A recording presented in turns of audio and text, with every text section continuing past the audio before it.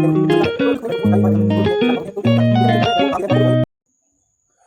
हिंद दोस्तों। ऐसा देखा गया है कि जो कुछ कुछ छोटे जो बच्चे होते हैं वो स्कूल जाने के लिए बहुत ज़्यादा परेशान करते हैं। सुबह उठते नहीं हैं, स्कूल जाने में बहुत रोते हैं, तो उनके पेरेंट्स बहुत परेशान रहते हैं। इसके अतिरिक्त विद्यालय में जो काम देते हैं होमवर्क वो भी वो प्रॉपर नहीं करते।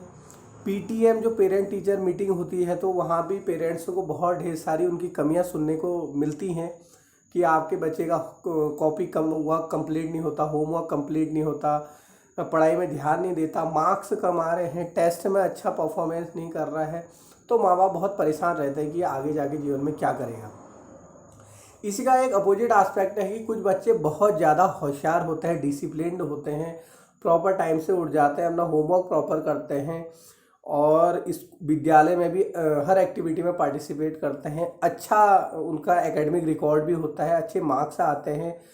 लेकिन जीवन में जब वो लोग ये दोनों टाइप के बच्चे आगे बढ़ते हैं तो कई बार ऐसा देखने को मिलता है जो बच्चे विद्यालय में अच्छा परफॉर्मेंस नहीं कर रहे हैं शुरुआती दिनों में, वो आगे जाके बहुत तरक्की कर लेते हैं। डॉक्टर, इंजीनियर, वकील, army officers, IAS, PCS, civil services में और भी अन्य क्षेत्रों में वो एक अच्छा मुकाम हासिल कर लेते हैं। और कई बार ऐसा भी देखने को मिलता है कि जो बहुत ज़्यादा डिसिप्लिन्ड बच्चे होते हैं वो लाइफ में एवरेज ही तरक्की हासिल करते हैं और बहुत ज़्यादा तरक्की हासिल नहीं कर पाते। यहाँ पर फिर जो लोगों का जो मानना है वो कहते हैं इसमें भाग्य और किस्मत की जो रेखाएं हैं वो काम कर रही हैं, ये भाग्य में लिखा हुआ है। इस बात पे मनोवैज्ञानिकों ने रिसर्च करी और उन्होंने जो निकाला इसको उन्होंने एक नाम दिया, वो है लर्निंग प्लेट्यू या लर्निंग कर्व या लर्निंग का पठार, अधिगम पठार। ये कहीं भी भाग्य किस्मत से रिलेटेड नहीं है, ये साइकोलॉजिकल एक टर्म है, अधिगम का पठार। और अब हम समझेंगे अधिगम का पठार होता क्या है, क्या होता है लर्निंग गैप, इसके बारे में आज हमारी चर्चा होगी। देखिए, प्रत्येक प्राणी जन्म से लेकर मृत्यु तक बहुत कुछ सीखता रहता है, लगातार सीखता रहता है, लेकिन वो सीखने की गति हमेशा एक जैसी नहीं होती। कभी बहुत तेज़ी से और कभी धीरे धीरे वो सीखता है। इसी को मनोविज्ञान में लर्निंग गैप या अधिगम वक्र कहते हैं। अर्थात जब हम कुछ चीज़ सीखते हैं या उन्नति करते हैं लेकिन लगातार नहीं करते, कभी कम, कभी ज़्यादा और कभी बिल्कुल रुक जाते हैं, तो उसको क्या कहते हैं, लर्निंग गैप कहते हैं या लर्निंग वक्र, लर्निंग अधिगम के पठार कहा जाता है। तो अब हम पढ़ेंगे अधिगम के पठार। अधिगम के पठार 3 टाइप के होते हैं और इसके वक्र हैं जो 3 टाइप के हैं। पहला है आपका उन्नतोत्तर या नकारात्मक या कॉन्वेक्स वक्र, दूसरा है नतोत्तर या सकारात्मक या कॉनकेव वक्र, और तीसरा है आपका मिश्रित वक्र। तो ये तीनों को समझते हैं बड़ी डिटेल से। पहला वाला है कि कॉन्वेक्स जो उन्नतोत्तर वक्र है, वो क्या होता है कि पहले बच्चा बहुत तेज़ी से सीखता है, बहुत स्पीड से सीखता है और उसके बाद वो रुक जाता है और धीरे धीरे धीरे डाउन होने लगता है। शुरुआत में बच्चा बहुत अच्छा परफॉर्मेंस करता है और तेज़ी से बहुत डिसिप्लिन में रहता है, बहुत चीज़ें सीखता है, अचीवमेंट करता है, लेकिन धीरे धीरे धीरे वो डाउन हो जाता है और लास्ट में वो क्या करता है, फिर उसको कितना भी सिखा लो फिर वो नहीं सीख पाता, कितनी भी मेहनत कर लो। और अगर एक्स एक्सेस में उसका जो समय है या प्रयास है उसको रखा जाए और वाई एक्सेस में उसका जो लर्निंग है उसको रखा जाए, तो आपका ग्राफ कुछ इस तरीके से बनता है। इसको बोलते हैं नतोत्तर, उन्नतोत्तर, नकारात्मक या कॉन्वेक्स पठार। दूसरा है आपका नतोत्तर या सकारात्मक वक्र। जो दूसरा है आपका नतोत्तर या सकारात्मक वक्र, कॉनकेव वक्र भी कहते हैं इसको। इसमें क्या होता है, देखिए, जितना प्रयास करेंगे उतना बच्चा तेजी से सीखता चले जाएगा और ऊंचाइयों को छूता चले जाएगा, उसकी उन्नति वैसी ही होगी। इसको सकारात्मक वक्र भी कहते हैं, कॉनकेव कहते हैं, अवतल वक्र भी कहते हैं और नतोत्तर वक्र भी कहते हैं। इसका ग्राफ कुछ इस तरीके से बनता है, धीरे धीरे बच्चा सीखता है और प्रयास के साथ वो सीखता चले जाता है। तीसरा है आपका मिश्रित वक्र, ये होता है एस टाइप वक्र। एस टाइप वक्र क्या होता है, इस तरीके से भी पूछा जाता है क्वेश्चन। तो इसमें क्या होता है कि एस टाइप का बनता है, बच्चा कभी बहुत तेजी से सीखता है, कभी बीच में रुक जाता है, और कभी फिर धीरे धीरे सीखता है, फिर तेजी से सीखता है, फिर रुक जाता है, फिर धीरे धीरे सीखता है। तो ये होता है आपका एस टाइप वक्र या एस टाइप पठार, मिश्रित पठार भी कहते हैं इसको। ये 3 थे आपके अधिगम के पठार। इसके अतिरिक्त एक वक्र और भी होता है जो पेपर में पूछा नहीं जाता, लेकिन जानकारी के लिए बता दी जाए आपको कि सरल रेखीय समान वक्र, जो बिल्कुल स्ट्रेट लाइन में जाता है बीच में से, एक्स और वाई एक्सेस से बीच में जाता है, इसको समान वक्र बोलते हैं। ये पेपर में ज़्यादा इंपॉर्टेंट है नहीं। हाँ, ये ज़्यादा जरूरी है कि जो उन्नतोत्तर वक्र या नकारात्मक वक्र है, जो पहला होता है कॉन्वेक्स, ये इसको हास वक्र भी कहते हैं। और जो नतोत्तर सकारात्मक वक्र है, इसको वर्धमान वक्र के नाम से भी कभी कभी आता है सवाल। और सबसे इम्पोर्टेंट बात यह है कि जो नतोदर वक्र है कॉन्वेक्स, कॉन्वेक्स जो कर्व है वो बनता है आल साइड के जो स्टूडेंट है उनके लिए। और जो सकारात्मक वक्र या कॉनकेव वक्र है वो बनता है गणित और विज्ञान साइंस साइड के स्टूडेंट्स के लिए, ऐसा भी देखा गया है। अब सवाल यह है कि ये पठार उत्पन्न क्यों हो जाते हैं, बालक की ज़िंदगी में अचानक से उतार चढ़ाव क्यों आ जाते हैं उसकी लर्निंग में। तो इसका अनेक कारण हो सकते हैं, शारीरिक, मानसिक, संवेगात्मक है, या स्वास्थ्य संबंधी कारण है, या फिर उसको स्टिमुलस है जो वो बहुत ज़्यादा ओवर एक्साइटेड हो जाता है, थकान, सिर दर्द, ये सब चीज़ें उसकी लर्निंग को प्रभावित करती हैं और इसी तरीके से पठार उत्पन्न हो जाता है। या उसके अंदर कुछ ऐसा एक्सपीरियंस हो जाए, बैड एक्सपीरियंस, उस तरीके से भी उसकी लर्निंग प्रभावित हो जाती है। तो ये बहुत सारे कारक। अब ये जो अधिगम वक्र बन रहे हैं, पठार बन रहे हैं, इसको प्रभावित करने वाले जो कारक हैं वो कौन कौन से फैक्टर हैं। तो इसमें सबसे पहले है पूर्वानुभव, बालक का जो पूर्व में अनुभव रहा है। दूसरा है अभ्यास, वो अभ्यास किस तरीके से कर रहे हैं। तीसरा है कौशल, उसको किस स्किल से पढ़ाया जा रहा है।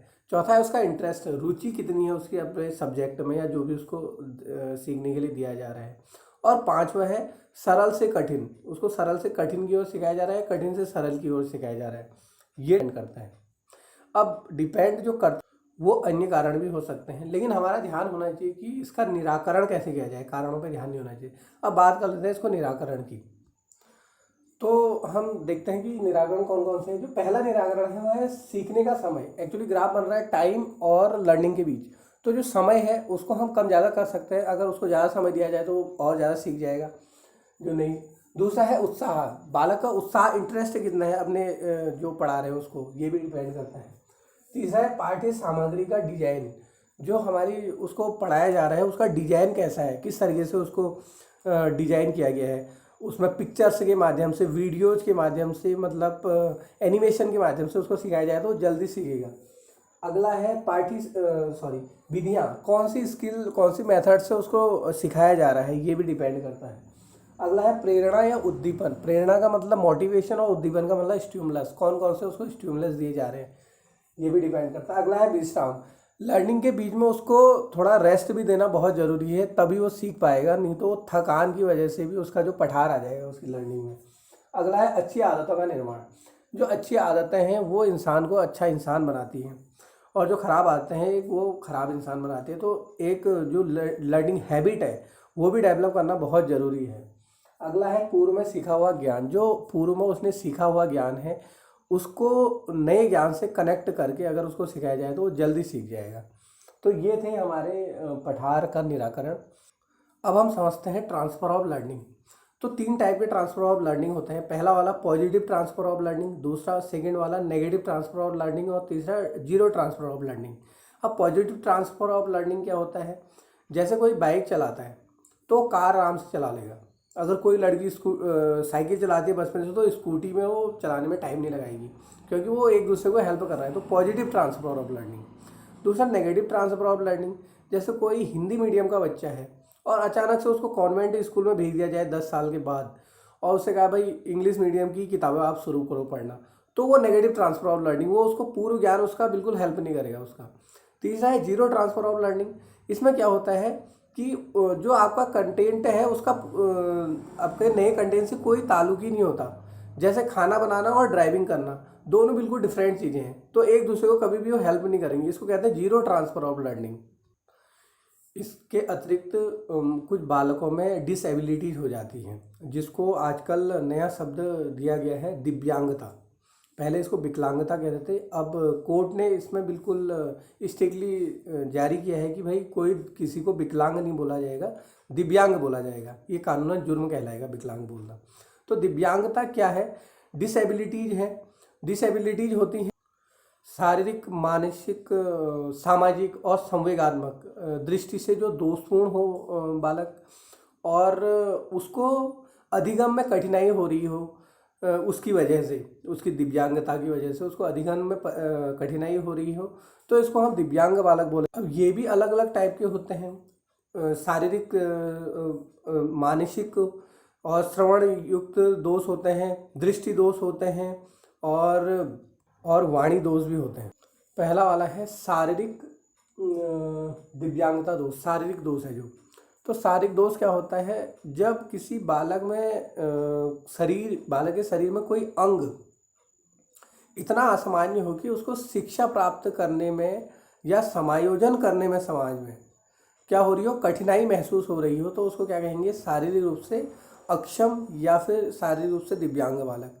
अब इसमें दृष्टिबाधित बालक आ सकते हैं, और कोई शरीर का अंग छोटा कटा हुआ, या फिर इस तरीके से बहुत ढेर सारी उसकी बॉडी में डिफ़ॉल्ट हो सकता है, डिसेबिलिटी हो सकती हैं।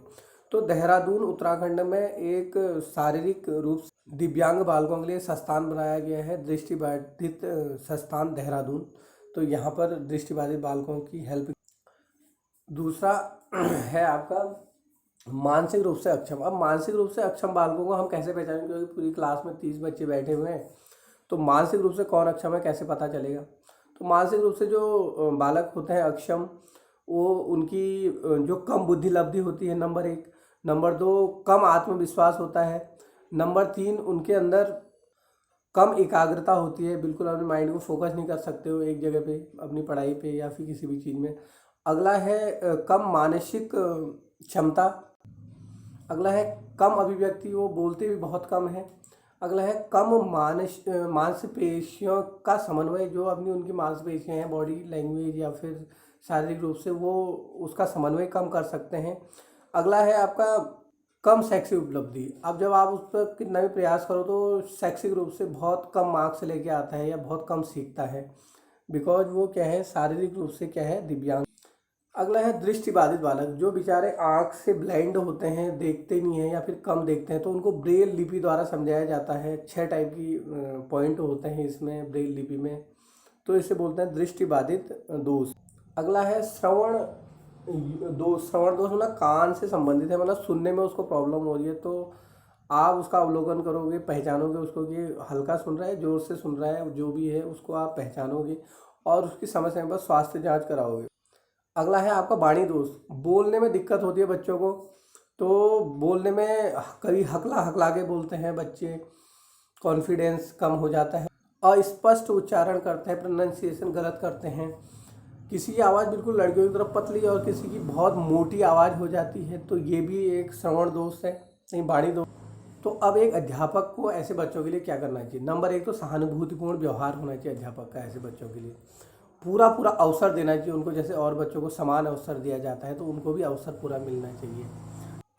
और प्रवेश और बैठने के लिए उनके लिए उचित व्यवस्था होनी चाहिए।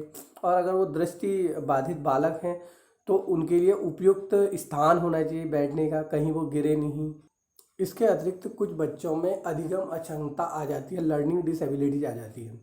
पढ़ने, लिखने, बोलने और तर्क करने और गणित संबंधी चीज़ों में कमजोरी या अक्षमता को ही हम अधिगम अक्षमता बोलते हैं। आपने एक मूवी आई थी आमिर खान की, तारे ज़मीं पर, तो आपने देखी होगी, उसमें एक बालक होता है, उसमें भी ये प्रॉब्लम्स होती हैं। तो हम कुछ अधिगम अक्षमता की बात कर लेते हैं। पहला है अफेजिया, फिर डिसलेक्सिया, अप्रैक्सिया, अलेक्सिया, डिसग्राफिया, डिसकैल्कुलिया। अब हम एक एक करके समझते हैं ये क्या होता है। सबसे पहले है अफेजिया। अफेजिया का मतलब होता है मतलब उसको भाषा में, मतलब लैंग्वेज में प्रॉब्लम है, संप्रेषण और कम्युनिकेशन करने में उसको प्रॉब्लम हो रही है बालक को, तो उसको कहेंगे अफेजिया, अफेजिया की प्रॉब्लम। दूसरा है डिसलेक्सिया। डिसलेक्सिया का मतलब होता है पढ़ने में अक्षम, जो मैंने अभी मूवी की बात बताई आपको तारे ज़मीन पर, उसमें क्या होता है, वो बी को डी पढ़ता है, मतलब उल्टा समझता है वो हर चीज़ को। 100 को वॉच पढ़ेगा वो, तो मतलब हर चीज़ उसको उल्टी सी दिखाई दे रही है, उसके माइंड में जो पिक्चर बन रही है वो उल्टा बन रहा है। अब टीचर को इस चीज़ की भी जानकारी होनी चाहिए, तभी वो बालक का निदान कर पाएगा समस्याओं का। अगला है आपका अप्रेक्ष्या। अप्रेक्ष्या का मतलब होता है, मतलब गतिक कौशल में अक्षम, मतलब बालक का एक सेरिब्रम होता है, मानसिक रूप से उसका जो माइंड है वो क्लिक नहीं कर रहा है हर चीज़ में, है ना। तो यहाँ पर जब उसने लिखना होता है तो वो सही तरीके से लिख नहीं पा रहा है, और उसकी मांसपेशियाँ प्रॉपर काम नहीं कर रही हैं, तो उसको क्या प्रॉब्लम्स है, अप्रेक्ष्या की प्रॉब्लम है। ठीक है। इसके बाद है आपका अलेक्सिया। कई बार देखा गया है कि बच्चे अचानक से कहीं से गिर जाते हैं तो मस्तिष्क में चोट होती है। अब उनको पढ़ने में कठिनाई होती है, जब वो पढ़ते हैं तो सर दर्द होने लगता है या उनको समझ में नहीं आता है। तो ऐसे बच्चों की जो समस्या है उसको कहते हैं अलेक्सिया। इसके अतिरिक्त है डिसग्राफिया। ग्राफिया से मतलब है आपका लिखने का कौशल, उसमें लिखने में प्रॉब्लम है, राइटिंग स्किल में उसको वो अक्षम है, डिसेबल है, तो लिखने में जो प्रॉब्लम हो रही है उसको डिसग्राफिया कहते हैं। और अंतिम वाला है डिसकैलकुलिया। कैलकुलिया से मतलब कैलकुलेशन से है, कैलकुलेशन का मतलब मैथमेटिक्स में उसको प्रॉब्लम है, वो जोड़ना घटाना गुणा भाग ये सब चीज़ें करने में उसको समस्या है। इसके बाद है आपका डिस्थीमिया। डिस्थीमिया का मतलब होता है उसको डिप्रेशन हो गया है, तनाव हो गया है, गंभीर रूप से परेशान है वो, उसे बोलते हैं डिस्थीमिया। अगला हो जाता है बच्चों में डिसमॉर्फिया। डिसमॉर्फिया का मतलब है आपका भ्रम, भ्रम की स्थिति आ जाती है, मतलब उसे ऐसा लगता है कि मेरी तो हाइट छोटी है, मेरे तो अंग छोटे हैं। तो जिस टाइप की जिसमें प्रॉब्लम है उसको डिसमॉर्फिया की प्रॉब्लम है। इस तरीके से हमने बहुत ढेर सारी बालक की जो प्रॉब्लम अधिगम में लर्निंग में प्रॉब्लम्स हो रही है उसको समझा, और उम्मीद करता हूँ आपको ये बातें समझ में आई होंगी, और आप अपने जीवन में अगर आपको ऐसा मौका मिलेगा और ऐसे बालकों के बीच, तो उनकी समस्या का आप निदान करेंगे और एक अच्छे राष्ट्र का निर्माण करेंगे। Thank you very much.